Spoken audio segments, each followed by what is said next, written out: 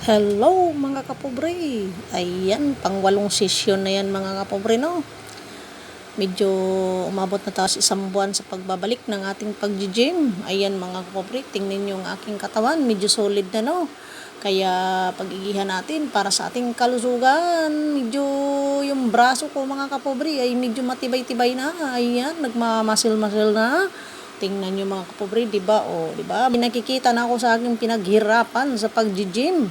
So, kailangan talaga mag-gym or mag-exercise para sa ating kalusugan, mga kapobri.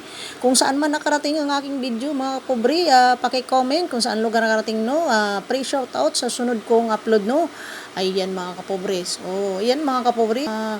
Talagang kayang-kaya natin yung ating ginagawa. So mga kapobre, ayan, paki-subscribe ng aking YouTube channel, Madam Pobring TV, paki-hit notification bell, pag-click lang po ng all para kayo laging updated pa sa aking pang mga video, no?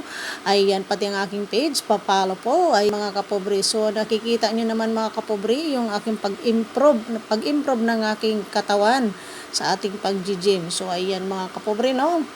So, medyo solid-solid na yung ating katawan. Malapad na po yung ating likod. So, yan mga kapobri. Thank you for watching mga kapobri. Pa-share po ng video. Love you all mga kapobri, no?